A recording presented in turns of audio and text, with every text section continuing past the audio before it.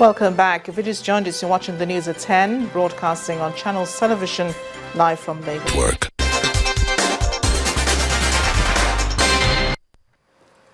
Let's take a look at some pictures sent into our Eyewitness portal now. We begin with this one from Kaduna City in Kaduna State, showing a number of people reading bills on a notice board. Our Eyewitness reporter says these are job seekers looking for vacancies at a night post office. It wants the government to look into the unemployment situation in the state. Next is this one from Gadua Estate in the FCT Abuja, showing a falling electric pole on a transformer. Our Eyewitness reporter points out how dangerous the situation is.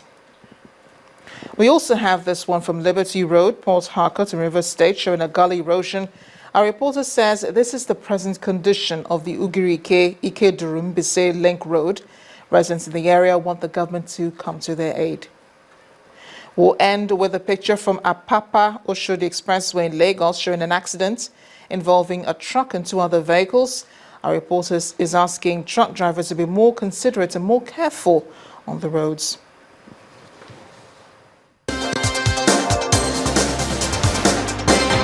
Airtel, the smartphone network. Let's take you now to Abuja, where Yemisi Ikpaye is standing by with more on the news at 10. Hi, Yemisi.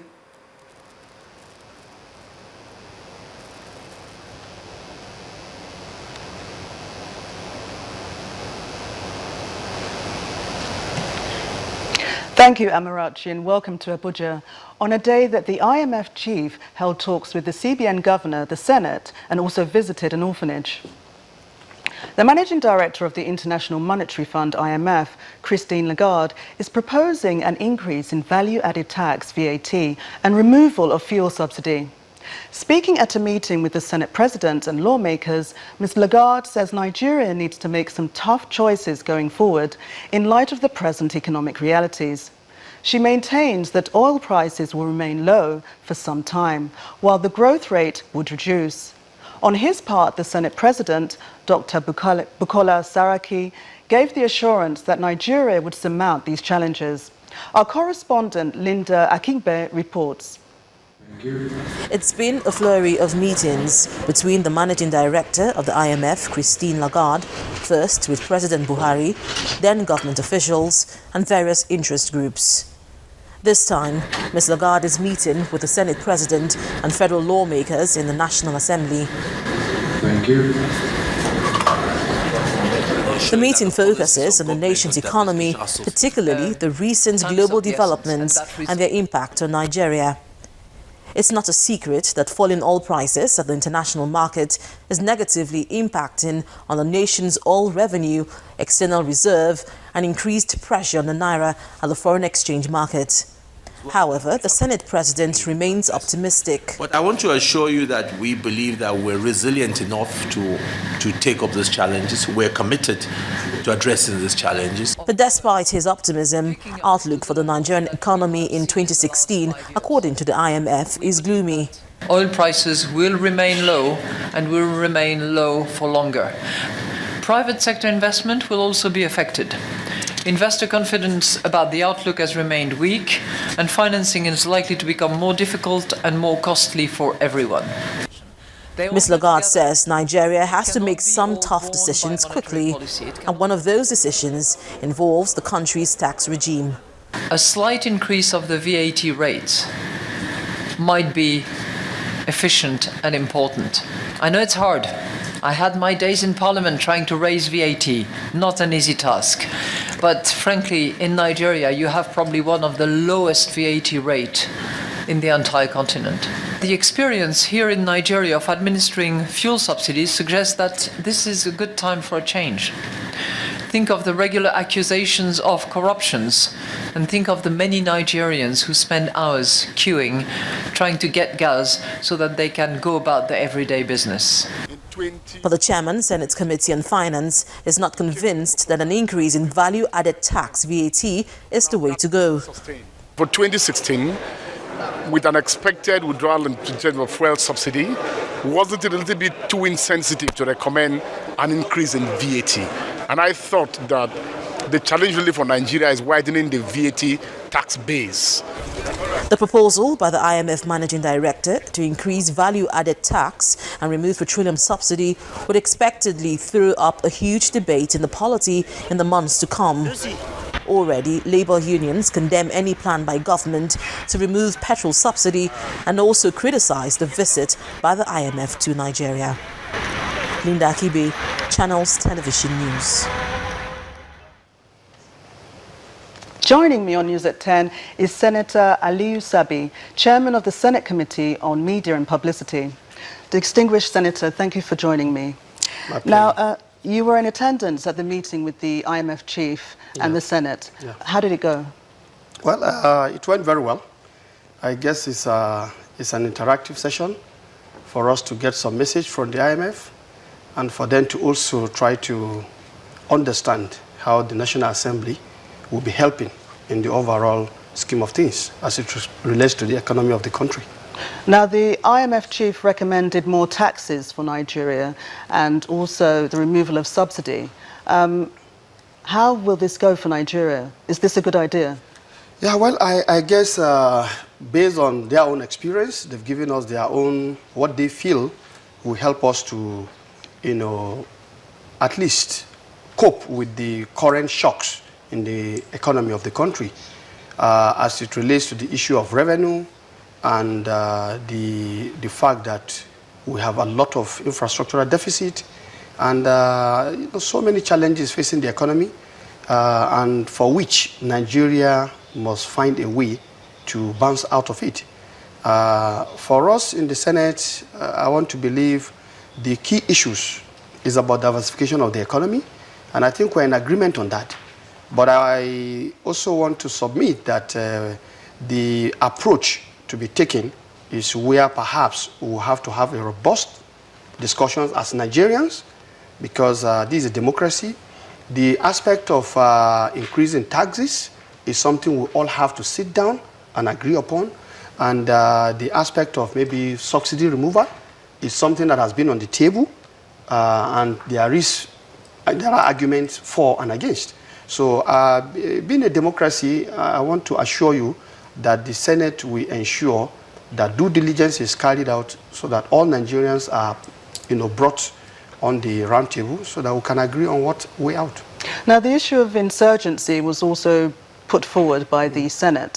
What was the IMF chief's body language in this respect when this was discussed? Well, the IMF, for them, they clearly spelled out the fact that they provide you with technical assistance, they give you advice, and then, if you need loan, when it becomes very obvious that your economy is in need of loan, they give loan.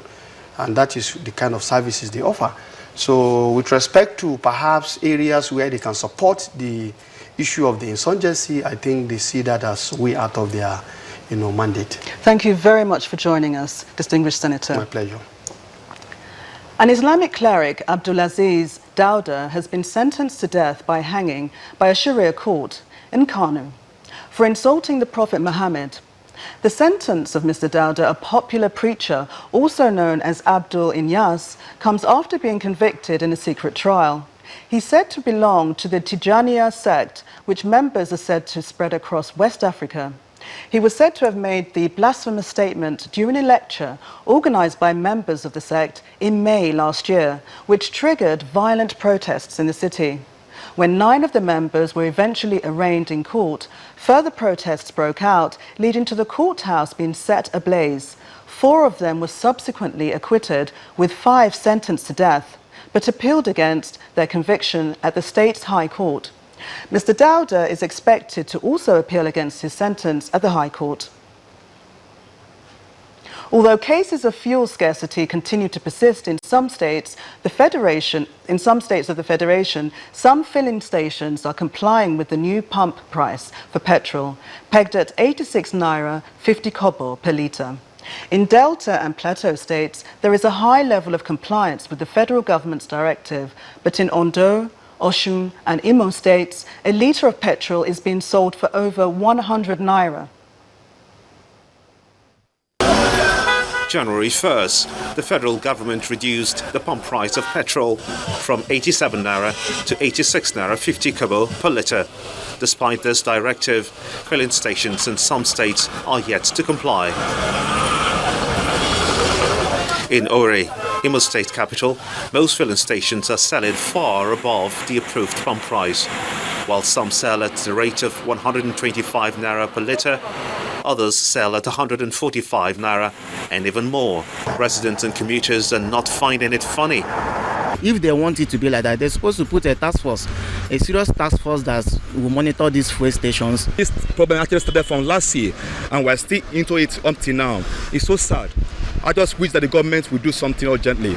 In Ondo State, southwest of Nigeria, most of the major marketers do not have the product, and where it is available, it is sold as high as 120 naira per litre. These fuel stations owned by independent marketers have been sealed by the DPR for hoarding petrol. They locked up. We didn't see anybody here, so we sealed the station now. We'll invite the man to come and explain to us why he decided to run away from his station. But the chairman of the Independent Petroleum Marketers Association of Nigeria, IPMAN, insists they cannot sell at the approved price because they lift fuel from private depots at higher price. Out of the loading ratio, maybe they want to load 100 tickets in a day in a depot. 80 will be given to major marketers, while 20 will be given to us. So how do we want to do it? It's the same story in Osun State. The only place where fuel is sold at the approved price is at the NNPC mega station, and this has resulted to long queues. It's almost a similar situation in... And that's goodbye from us in Abuja. Back to you, Amarachi, in Lagos. Thanks a lot, Yemisi. Now, following the outbreak of Lassa fever in Rivers State that claimed the lives of a mother and her 2-week-old child, the Commissioner for Health, Dr. Theophilus Agame, says the state government has taken measures to curtail a possible spread of the disease. The Commissioner insisted officials of the State Ministry of Health are working with residents and other healthcare providers to raise the level of awareness and combat the disease. And as at today, we've reached out to the primary health institution where it happened. Right now, the place is being decontaminated. The corpse is being buried as I speak with you, because we had asked them that we want the corpse to be buried immediately, in keeping with the principles in managing the corpse of Lassa fever and other hemorrhagic diseases, viral diseases. So right now the corpse is being buried at the cemetery. The morgue is being decontaminated. We are in contact with the family, and we have even moved on to the second clinic where the patient actually passed on. We are in touch with over 12, right? Over 12 of the staff that were involved in managing the patient before she passed on. Then the list of the patients, of the persons that attended to this woman and the baby that passed on during the naming is also being generated. Meanwhile, the Taraba State government is appealing to residents not to be afraid to go to hospital to receive treatment if they have any symptoms related to Lassa fever. Meanwhile, the health workers have been deployed across the state to educate residents about the symptoms and ways of preventing the disease. Since the discovery of what is suspected to be Lassa fever disease in Taraba State in December last year, there has been apprehension among citizens on how and where the disease that broke out 4 years ago resurfaced. This has prompted the state government to embark on a facility tour of the Federal Medical Center, Jalingo, the Taraba State capital. The Commissioner for Health is taken round the wards to see the state of the facilities and how the hospital is handling the cases of suspected victims. He assures residents that the state will do all it can to reduce the risk. We will do our best to reassure the general public that we have adequate provisions for treatment We have provided isolation facilities, so the general public should not fear coming to the hospital for other medical conditions. Lassa fever is a treatable condition. We only urge the general public to try, those who are sick to try and report to the hospital as early as possible. While asking the citizens to be calm, the medical director insists that the cases they have not been confirmed until the blood samples are out. I want to use this medium to call upon the public not to panic. You can only contract Lassa fever through blood and blood products, not by handshake, not by hugging. And even the Federal Medical Center that are managing the patient, please and please, we are urging people that are sick, you can still attend the hospital to seek care. There's no fear that you are going to contract Lassa fever just by visiting the hospital. As the state awaits the results of the blood samples taken for verification, health workers have been deployed to the rural areas to educate citizens on the symptoms and ways of preventing the disease, which is mainly contacted from rodents. When the news at 10 returns, Lagos State government demolishes a market in Oshodi area. Please join us again.